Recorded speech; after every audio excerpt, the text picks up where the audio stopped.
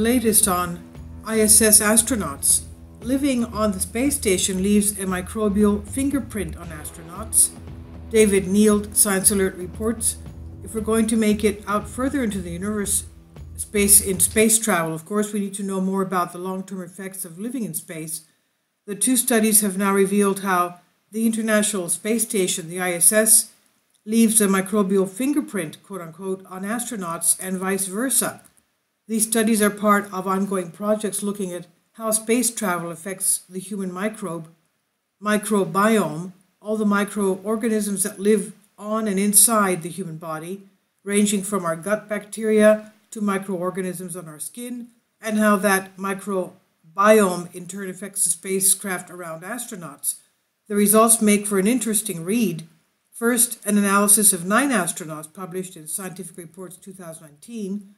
The study looked at crew members who stayed on the ISS between 6 and 12 months and found that surprisingly their gut microbiomes actually grew more diverse in the relatively sterile and bacteria-free environment of space. Quote, since the station is a very clean environment, we were expecting reduced gut diversity in space compared to pre-flight or post-flight because the astronauts are less exposed to environmental bacteria. This is what microbiologist Hernan Lorenzi says. He's from the J. Craig Venture Institute. This unexpected find might be a result of the carefully controlled diets on board the ISS.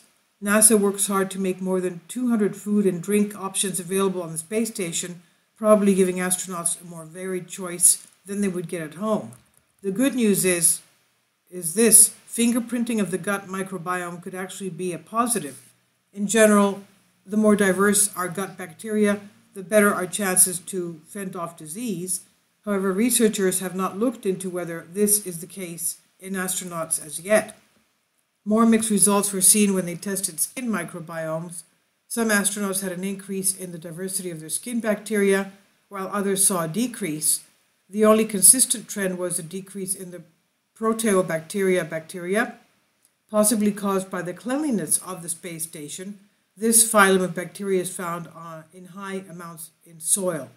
And it turns out that we've also been causing microbial changes in the opposite direction as well, so much so that scientists are able to tell which astronauts have been on board the ISS simply by looking at the microbial traces they left behind. Quote, the station microbiome tended to resemble the composition of the skin microbiome of the astronauts that were living in space at that particular moment, said Lorenzi. Astronaut skin starts to affect the microbiome of the station, even as the station affects the skin of the astronauts. There was a second study published recently in PLOS ONE. Researchers collected mouth, nose, ear, skin, and saliva swabs from the one ISS crew member before, during, and after their mission. Then they compared them with samples taken from 8 ISS surfaces during and after the crew's member's stay, and researchers were able to spot matching patterns and microbiomes, microorganisms. A special lab technique known as shotgun metagenomic sequencing was used to explore the DNA in the samples in detail back on Earth. In total, the astronauts' microbiome contributed to 55% of the surface microbiome, and the surface microbiomes mostly closely resembled those found in their skin samples. These bacterial similarities even lingered up for 4 months after the astronaut left, according to the study.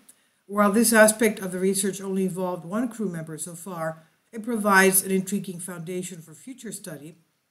By understanding the relationship between the microbiomes of space travelers and spacecraft, which would seem to be a close one, scientists will better be able to plan for lengthy stays out of orbit and more equipped to keep astronauts safe and healthy.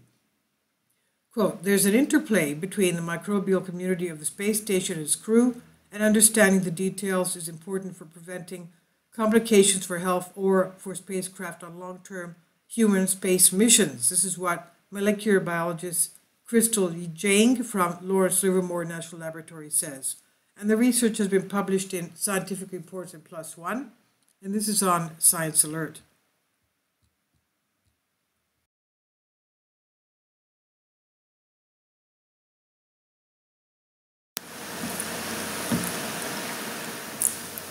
If you'd like to join me on my Patreon account, you will hear content not covered by mainstream media.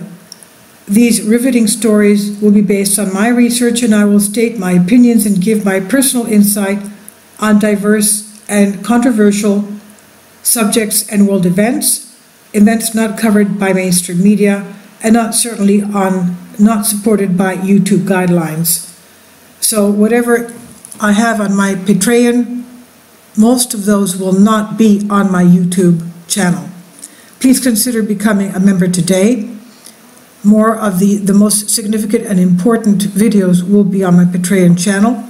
Your support helps me to continue my research and keeps this YouTube channel alive.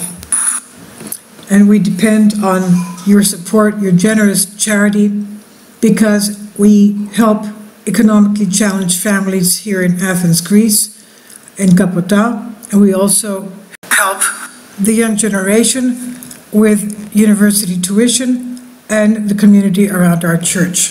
Thank you.